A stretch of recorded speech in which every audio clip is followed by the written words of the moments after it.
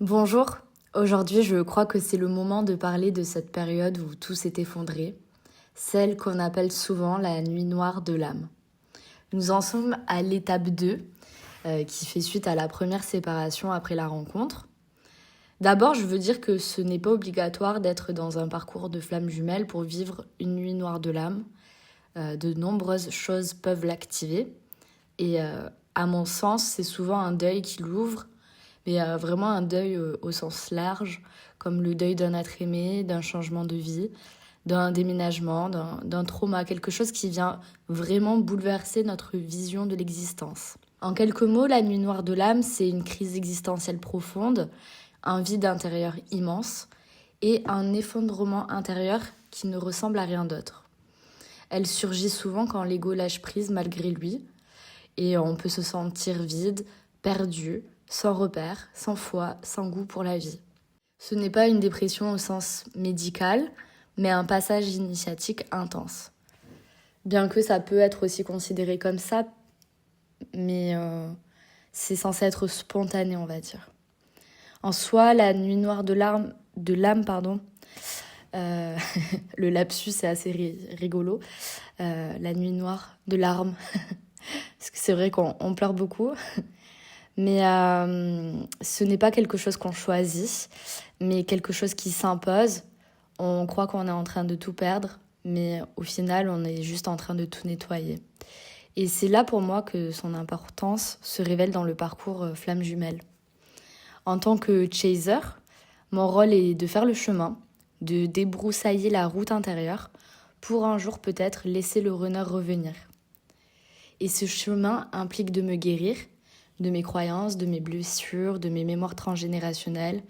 C'est un parcours qui est long, sincèrement. Et c'est aussi pour ça que je fais ce témoignage, parce que pour rappel, aujourd'hui, j'en suis à presque 9 ans de chemin. Et pour ceux qui ne connaissent pas encore ces termes, dans un parcours de flamme jumelle, il y a généralement 2 polarités. Donc le chaser, donc moi, celui qui ressent plus vite l'intensité du lien et qui va chercher à comprendre et à guérir et qui va chercher à recréer le lien, quoi. Mais on verra dans la suite des étapes que finalement, le but final n'est pas ça, mais c'est vraiment véritablement de se libérer, quoi. Et revenir à soi, pas à l'autre. Et du coup, le runner, donc l'autre polarité, c'est celui qui va fuir, qui va prendre peur et qui s'éloigne du lien. L'un n'est pas plus avancé que l'autre, mais ils fonctionnent comme des miroirs et je pense que vous le verrez aussi dans la suite des témoignages. Le but de ce lien n'est pas nécessairement, du coup, comme ce que je disais, l'union amoureuse, contrairement à ce qu'on entend parfois. Et souvent aussi, les personnes qui sont en parcours de flamme jumelle ont ce souhait, franchement, du retour de l'union amoureuse, etc. Ce qui est compréhensible, c'est le sentiment de vouloir reconnecter avec l'autre pour ressentir à nouveau ce qui s'est passé lors de la rencontre, des retrouvailles. Mais finalement, c'est plus grand que ça, hein. C'est un chemin plutôt d'éveil intérieur, de libération émotionnelle et surtout de retour à soi, à son soi authentique, à son soi sans masque, à son soi de complétude, quoi. Comme ce que je disais dans le premier épisode, être à 50% yang et à 50% yin. C'est vraiment retrouver un équilibre intérieur, quoi.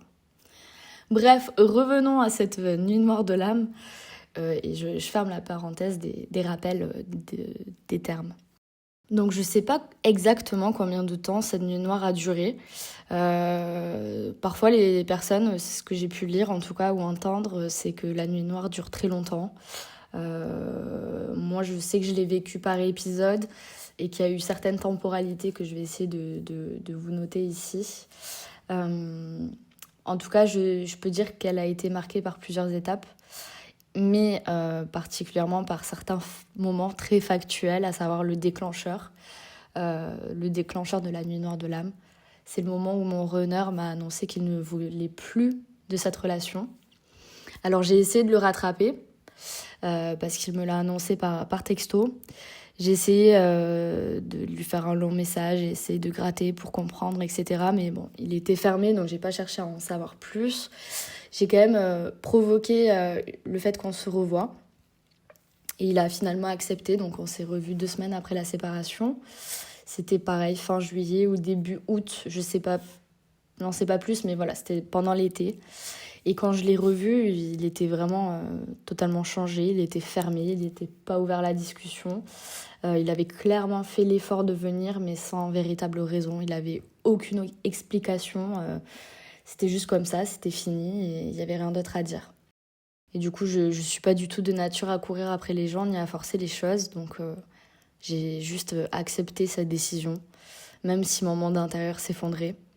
Et il y avait vraiment cette voix intérieure, à l'intérieur de moi qui me disait il ne peut pas m'aimer s'il ne s'aime pas lui-même. Donc j'ai doublement accepté sa décision dans l'espoir qu'un jour il puisse s'aimer suffisamment pour m'aimer à nouveau.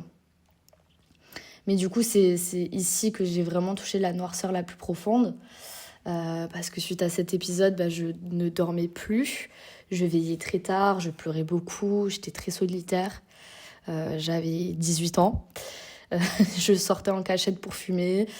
Je buvais quelques gorgées d'alcool fort en cachette juste pour essayer d'oublier. Enfin, je voulais vraiment m'anesthésier, quoi. Et je voulais oublier la douleur, quoi. Je voulais oublier l'injustice. Et j'avais vraiment cette image à l'intérieur de moi que, comme si la vie m'avait ouvert une porte vers le paradis et qu'elle m'avait claqué la porte au nez en me disant non, toi, tu n'y as pas droit, quoi. Et c'est vraiment cette sensation que je ressentais d'injustice et de pourquoi moi j'ai pas droit au bonheur en fait. Pourquoi pour une fois dans ma vie, après tout ce que j'ai pu vivre jusqu'à mes 18 ans, on m'autorise pas à un minimum de flottement qui ne dure pas plus de 5 jours quoi. J'en rigole maintenant mais je n'en rigolais absolument pas à cette période-là. Je me suis sentie vraiment sincèrement terriblement seule. Je me sentais incomprise et en soi j'avais pas forcément l'occasion d'en parler ni même à ma famille ou à mes amis parce que c'était difficile à expliquer de ressentir un tel dévastement intérieur pour une relation qui n'a duré que quelques semaines ou jours. C'était assez particulier et j'avais vraiment pas de personne pour en parler directement où je me sentirais comprise et en sécurité pour en parler sans avoir la peur du jugement de la personne. Mais faut savoir aussi que de toute ma jeunesse à mes 18 ans et à aujourd'hui maintenant, j'ai toujours été éveillée à la spiritualité. J'ai toujours connu ça, j'ai toujours baigné dans ça, donc c'était quelque chose qui était déjà un refuge pour moi. Donc je me suis enfuie dedans parce que je voulais des réponses, tout simplement. Donc dès que la tristesse m'envahissait, je partais seule me balader en forêt, j'essayais l'écriture intuitive pour chercher des messages de l'invisible, parce que j'avais besoin de réponses, je voulais quand même interagir, mais du coup, vu que les personnes autour de moi de physique n'avaient pas forcément de réponse à m'apporter, j'ai essayé de contacter et d'échanger avec ma grand-mère, ou avec mes guides, voilà, avec en tout cas quelque chose de lumineux à l'extérieur. Et les seules réponses que je recevais, c'était « Tu dois vivre cela pour te reconnecter à ta spiritualité intérieure. Il a son chemin, toi le tien. » Mais en fait, moi, ma seule question, c'était « Est-ce qu'il reviendra ?» Parce que vraiment, j'étais encore une fois dévastée. Mais mon stylo écrivait toujours « Oui, il reviendra. » Sauf que mon ego était tellement envahi de douleur que j'ai jamais vraiment cru à tous ces mots qui sont écrits que j'ai pu écrire, quoi. Et c'est là que j'ai vraiment perdu la foi. Donc on passe l'été, septembre arrive, et avec l'automne, je perdais vraiment mes plumes. J'étais seule, j'avais plus aucun espoir en la vie, j'étais résignée et plus encore déprimée. J'entrais du coup en études supérieures, donc changement de vie aussi à ce niveau-là. Je découvrais un nouvel endroit, de nouvelles personnes, et particulièrement les soirées étudiantes. Je buvais évidemment beaucoup trop, je me mettais dans des états pas possibles et je me mettais surtout en danger jusqu'à avoir sincèrement des idées noires. Je passais à côté d'un pont, je me demandais si je sautais. Je voyais la rame de métro et je me disais pourquoi pas m'y jeter. J'avais juste envie d'en finir en fait, je voulais partir de ce monde, je me sentais pas à ma place dans ce monde déjà avant. Sauf que quand j'ai retrouvé mon runner, mon monde prenait enfin un sens et qu'il m'ait quitté comme ça du jour au lendemain, tout s'est détruit à nouveau, quoi, laissant place à la douleur. parce que je me disais quel est le sens de la vie si l'on ne peut pas être complète. Mais évidemment que à ce moment-là, j'avais pas compris que ce vide faisait partie du chemin, faisait partie de ce parcours de flamme jumelle. Ce vide intérieur était initiatique. Et encore une fois, c'est l'un des plus beaux ou douloureux objectifs du parcours des flammes jumelles. Du coup, cette première année d'études, j'ai clairement tourné le dos à la spiritualité. J'avais encore une fois personne à qui en parler. Et j'essayais d'oublier, hein. J'ai vraiment essayé d'oublier, j'ai essayé de passer à autre chose et c'est ça aussi qui me perturbait. Je comprenais pas pourquoi j'étais aussi mal comme ça pour une personne qui n'a compté que quelques jours dans ma vie. Du coup, je me suis réfugiée dans l'écriture parce que ça a toujours été un univers qui m'a plu. Et j'ai écrit toute la douleur de mon amour pour mon runner sur les réseaux, sur un blog.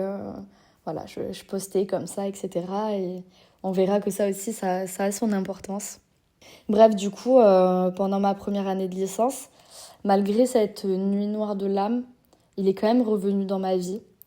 Il m'avait envoyé ce message dont je me souviendrai toujours. Avec toi, c'était différent. Du coup, il m'a proposé qu'on se revoie et évidemment, j'ai accepté. Mais du coup, quand on s'est revus, c'était comme l'été, quoi. Il était différent, il me parlait pas vraiment, il portait un masque. Et du coup, en retour, moi aussi, je portais mon masque. Et c'était assez douloureux parce que finalement, j'arrivais pas à entrer en connexion avec lui, alors que quelques mois auparavant, c'était incroyable et on s'était vraiment livrés à 100%. Et j'avais envie de retrouver ce lien, j'avais envie de retrouver cette personne, mais mon runner était vraiment fermé, quoi. Et je me suis jamais donnée à lui. Ça, c'était ma force parce qu'il avait pris mon cœur et c'était déjà bien assez, donc je ne voulais absolument pas lui donner plus parce que sincèrement, je ne savais pas ce qu'il voulait de moi, quoi. Il voulait qu'on se voit, mais pour autant, c'était assez particulier, c'était flottant comme ambiance. Donc je restais vraiment dans l'attente qu'il puisse se dévoiler à nouveau. Et aussi dans l'analyse, quoi. Mais sans chercher à creuser parce que il y a toujours cette forme d'acceptation de l'autre, d'autrui. Après, ça, c'est aussi ma personnalité. Mais bref, du coup, au fil des mois, la souffrance, elle s'est quand même estompée. Je sais pas, du coup, si c'est toujours une phase de nuit noire de l'âme. En tout cas, la dépression, on va dire, ça pèse. Mais il y a quand même une forme de mal-être à l'intérieur de moi. Parce que du coup, j'ai le doute ensuite qui laisse la place à la tristesse. Je doute, je me demande est-ce que j'ai vraiment vécu quelque chose de sincère ? Est-ce qu'il m'aimait comme je l'aimais ? Est-ce qu'il pense à moi comme je pense à lui ? Voilà, c'était sincèrement plein de questionnements. Il était toujours dans mon esprit. Mais quelque part, j'avais quand même l'impression d'être un objet, en fait, à ses yeux. Je sentais bien qu'il cherchait quelque chose en moi, mais je voulais pas lui donner, en fait, parce qu'il devait le mériter. Mais j'ai jamais forcément compris ses intentions. Et même là, au bout de 8 ans, 9 ans de parcours, il y a toujours ce doute quand même, hein. Je vous le cache pas.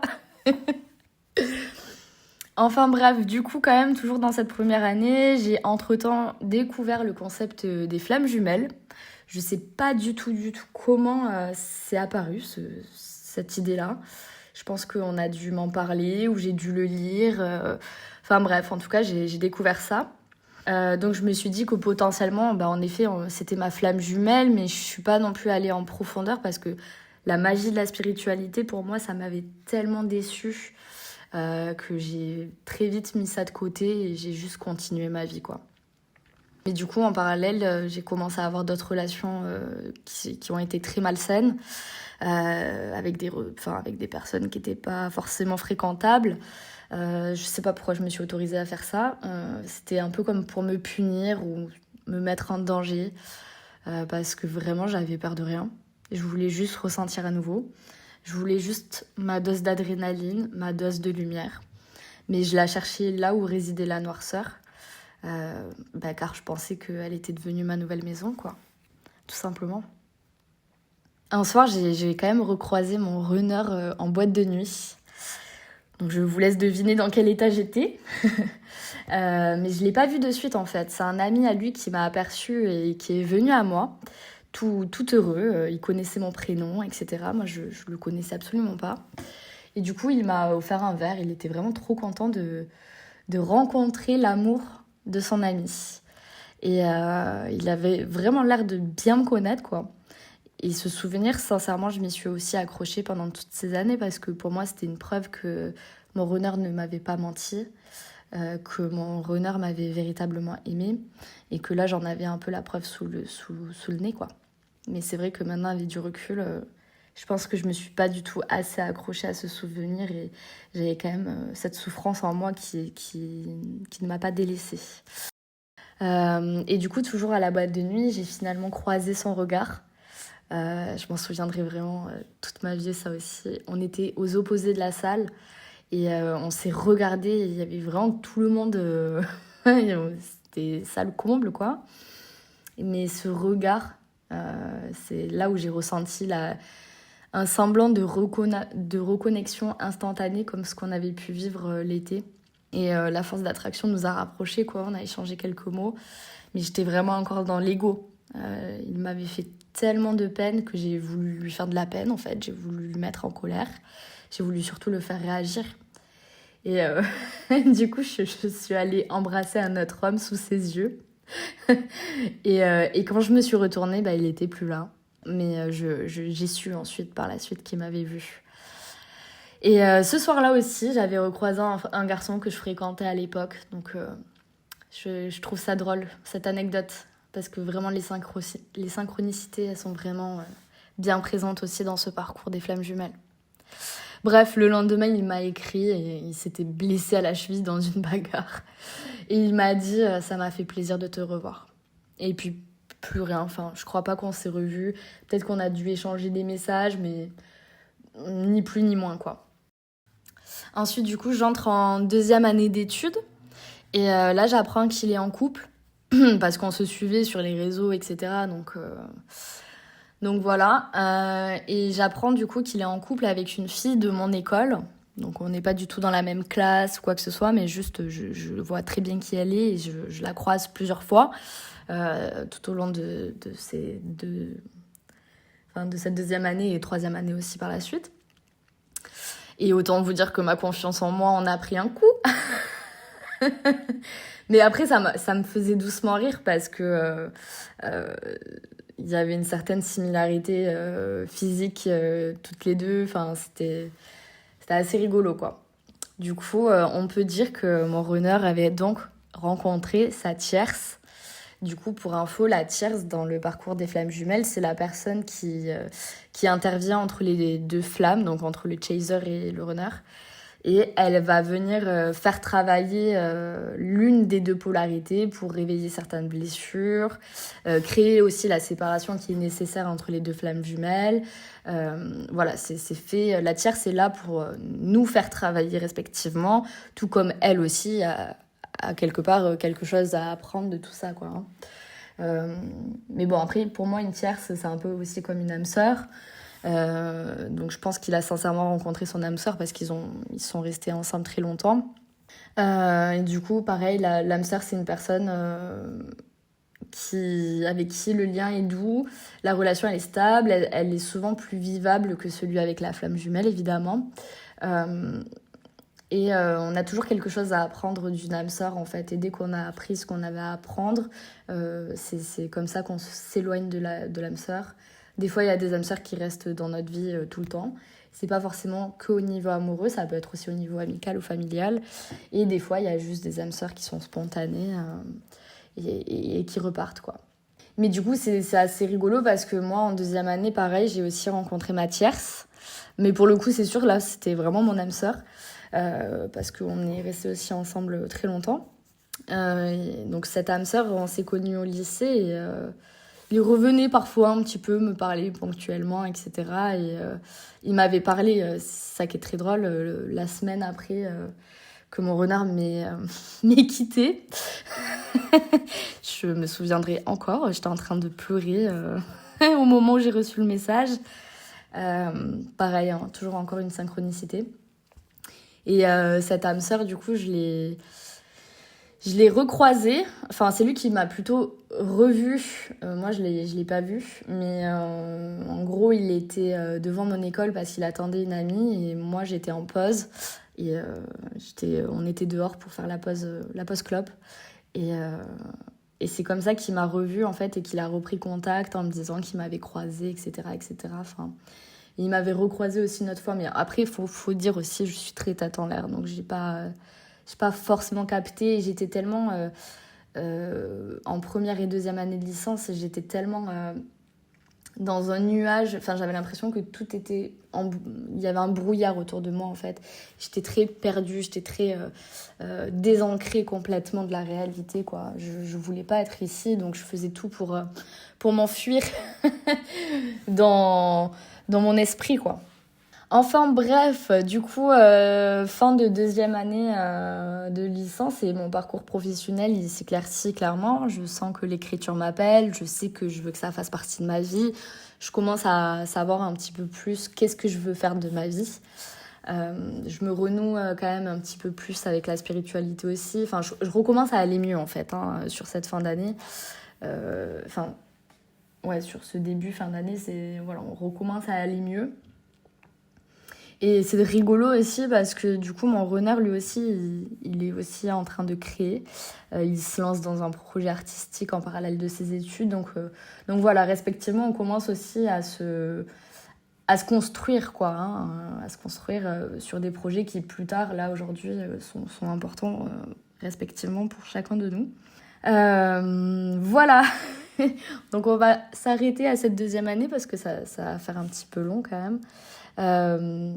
Je ferai une partie 2 du coup parce qu'il y a quand même encore beaucoup de choses à dire et je m'excuse parce que c'est un petit peu fouillis, hein. C'était il y a quand même 6 ans tout ça, 6-7 ans, donc c'est un petit peu flottant, mais dans l'épisode dans la partie 2 pour la nuit noire de l'âme, je vous parlerai de la suite de cette époque, de comment je me suis sortie un petit peu de ce brouillard quelque part.